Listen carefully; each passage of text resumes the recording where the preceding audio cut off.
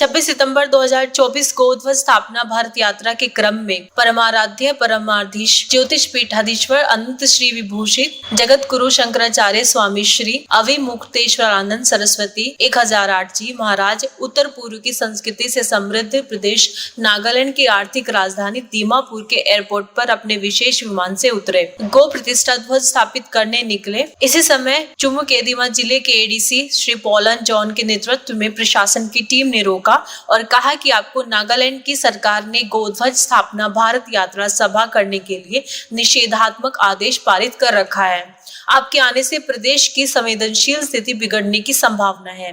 अतदर्श हम आपको यहाँ से कहीं और जाने नहीं देंगे। परम पूज्य शंकराचार्य जी महाराज ने कहा कि हमने ना तो नागालैंड की संस्कृति का विरोध किया, न नागालैंड सरकार का विरोध किया, न यहाँ के नागरिकों का विरोध किया, न ही किसी तरह के अलगाव की बात की।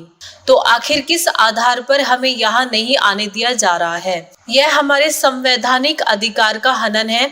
भारत देश में जन्मा प्रत्येक व्यक्ति सभी स्थानों पर निर्बाध प्रवेश कर सकता है। हमें अपने लोगों से मिलने से रोकना हमारे मौलिक अधिकार का हनन है। हम नागालैंड की सरकार से ये जानना चाहते हैं कि हमें किस कारण से रोका जा रहा है। शंकराचार्य जी महाराज ने अपने संकल्प को दृढ़ करते हुए नागालैंड की धरती पर गोध्वज को फहराया। एडीसी के अनुरोध पर मुख्यमंत्री नागालैंड श्री नेफ्यू रॉय जी के नाम 10 मिनट का वीडियो संदेश दिया। गौ माता राष्ट्र माता घोषित हो इस संकल्प को दोहराया।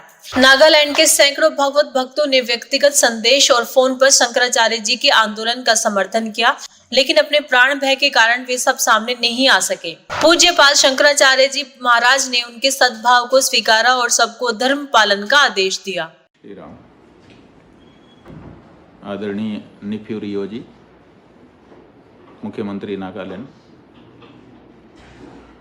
हम अभी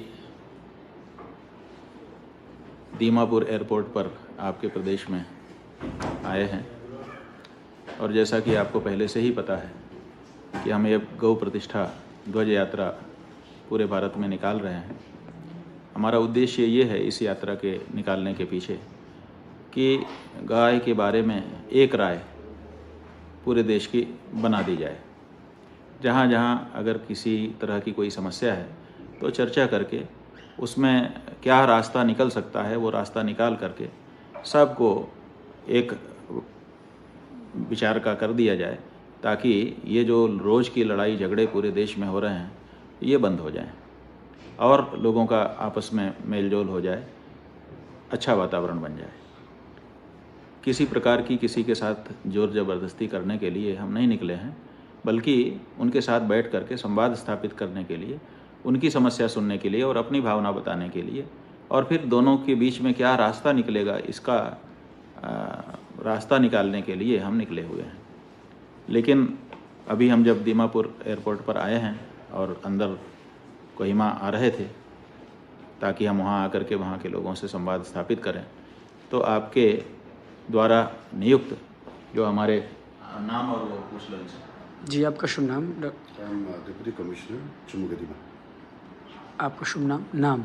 your name? Polan John. Polan John ji और एसपी साहब साथ में आए और आकर के इन्होंने कहा कि हमारे नागालैंड की सरकार ने हमको नियुक्त किया है कि आपको हम ये बात बता सकें कि हमारे यहाँ कैबिनेट का प्रस्ताव पारित करके आपको नागालैंड में ना आने देने के लिए आदेश जारी कर दिया गया है, तो आप कृपया नागालैंड में प्रवेश मत करिए। तो हमने इनसे पूछा कि ये बताइए कि किस कारण से हमको रोका गया है। तो इन्होंने बताया कि सरकार ऐसा समझती है कि आपके आने से और आपकी इस तरह की यात्रा का आयोजन करने से यहाँ पर अशांति उत्पन्न हो सकती है, यहाँ का जो लॉ एंड ऑर्डर का वातावरण है वो बिगड़ सकता है। तो हमने इनसे पूछा कि ये बताइए कि ये लॉ एंड ऑर्डर तो तब बिगड़ता है जब हमने कोई ऐसी बात कही हो जो यहाँ के निवासियों को अच्छी न लग रही हो, नागालैंड के खिलाफ, नागालैंड की सभ्यता संस्कृति के खिलाफ, नागालैंड के लोगों के खिलाफ, या नागालैंड प्रदेश के खिलाफ, या यहाँ की सरकार के खिलाफ। हमने तो किसी के खिलाफ कोई बात कही नहीं है, किसी के विरुद्ध कुछ भी एक शब्द बोले ही नहीं हैं। फिर हमने इनसे पूछा कि अगर ऐसा कोई रिकॉर्ड आपके पास हो जिसमें हम ऐसा कुछ कहते हों या लिखा हो या पढ़ा हो, कुछ भी आपके पास हो जो नागालैंड के विरुद्ध हमारे द्वारा व्यक्त किया गया हो किसी भी फॉर्म में, तो वो आप हमको रिकॉर्ड पर हो तो दिखा दीजिए। तो इन्होंने कहा ऐसा कुछ हमारे पास उपलब्ध नहीं है। तो हमने कहा जब ऐसा कुछ उपलब्ध ही नहीं है तो फिर किस आधार पर नागालैंड की सरकार हमको यहाँ पर आने से और यहाँ के लोगों से संवाद स्थापित करने से रोक रही है। भारत का नागरिक होने के नाते भारत के प्रत्येक प्रदेश में प्रत्येक प्रदेश के निवासी को जाने का अधिकार है। नागालैंड के जो लोग हैं वो पूरे देश में निर्बाध रूप से किसी भी जगह जा सकते हैं। ठीक उसी तरह से किसी और प्रदेश का व्यक्ति नागालैंड में आकर के अच्छा कार्य कर सकता है। तो हमको बताया जाए। तो इन्होंने कहा कि ऐसी कोई जानकारी तो नहीं है, लेकिन चूंकि आदेश है इसीलिए हम आपको रोक रहे हैं। तो हमने इनको कहा कि बिना कारण के आदेश नहीं हो सकता है, कोई तो कारण होगा, वो कारण हमको बताया जाए।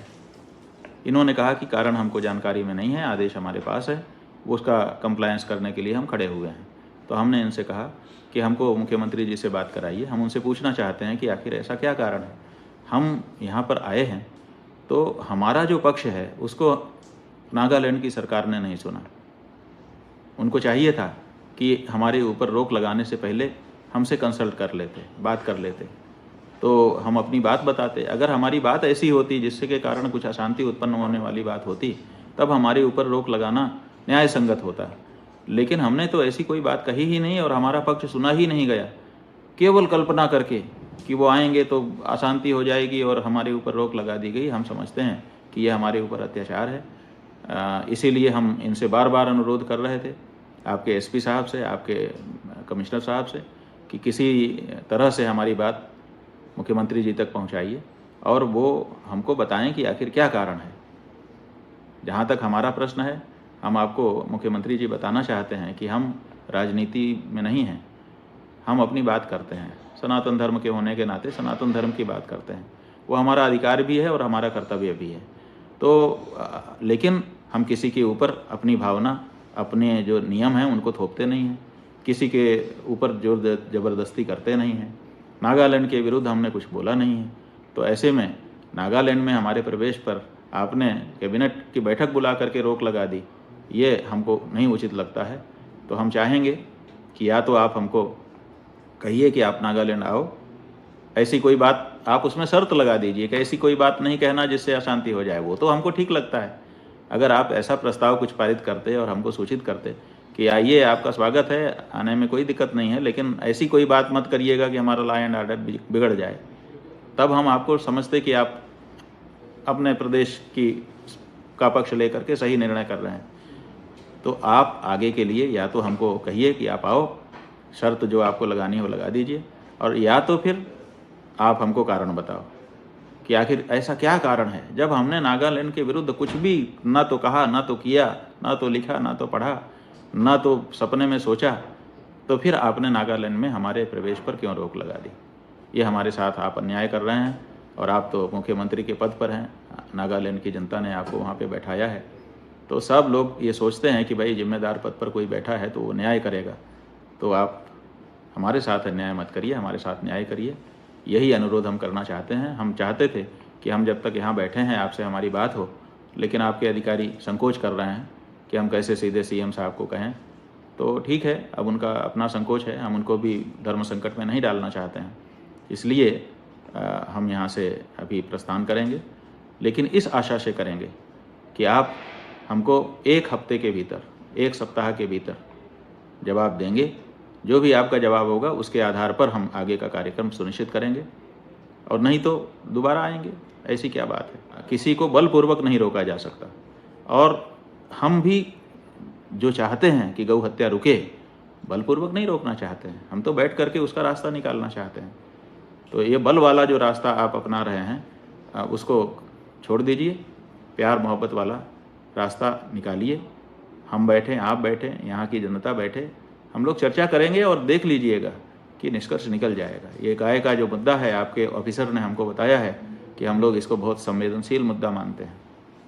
तो हमने उनसे पूछा कि संवेदनशील मुद्दों को क्या बनाए रखना चाहिए कि उनको समाधान उनका ले लेना चाहिए, सॉल्व कर देना चाहिए। उन्होंने कहा सॉल्व करना अच्छा है, हम भी यही मानते हैं। तो अगर कोई संवेदनशील मुद्दा है तो उसको समाधान की तरफ ले जाने में अपने लोग प्रयास करें। हम अपनी तरफ से पूरा आपको सहयोग करने के लिए, यहाँ के लोगों से चर्चा करके रास्ता निकालने के लिए तैयार हैं। हम चाहते हैं कि इस बारे में आप भी पहल करें और आपका इससे यश भी बढ़ेगा।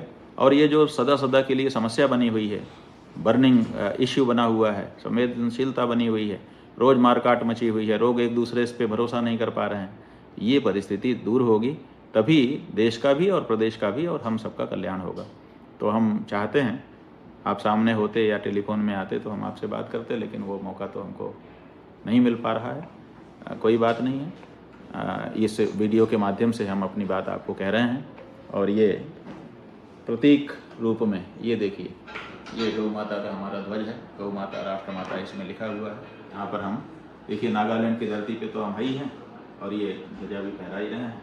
तो प्रतीक रूप से ये कार्य करके, और ये जो ध्वज यहाँ हम प्रतीक रूप में भी फहरा रहे हैं, ये किसी के विरोध में नहीं फहरा रहे हैं। ऐसा मत समझिए कि नागालैंड की जनता के विरोध में हम फहरा रहे हैं।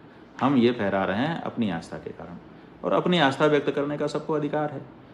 और जब नागालैंड की जनता से हमारी बात होगी तो हमको भरोसा है, क्योंकि हमने अध्ययन किया है, हमने कई चीज़ें समझी हैं, तो हमको भरोसा है कि इसमें जब बैठेंगे अच्छे मन से तो इसमें रास्ता निकलेगा और ये समस्या सदा सदा के लिए सुलझ जाएगी। आपके अभ्युदय के लिए, आपके और उत्तम भविष्य के लिए अपने तरफ से शुभकामना व्यक्त कर रहे हैं। पूरे नागालैंड के लोग सुखी, समृद्ध और शांत जीवन जिएं, इसकी कामना कर रहे हैं। और अब हम यहाँ से प्रस्थान कर रहे हैं, लेकिन 1 हफ्ते के भीतर आपसे हम जवाब की ज़रूर उम्मीद कर रहे हैं। हमको भरोसा है कि आप हमारी बातों को ठीक से समझेंगे और कोई युक्ति संगत उत्तर हमको देंगे, ताकि हम उसके अनुसार नागालैंड के और आपके बारे में आगे कोई भी निर्धारण कर सकें। नारायण। इसके साथ ही 27/9/2024 को यानी कि कल 27 सितंबर को परम पूज्य शंकराचार्य जी महाराज भगवती कामाख्या देवी के दर्शन करने के लिए गुवाहाटी पहुंचे थे।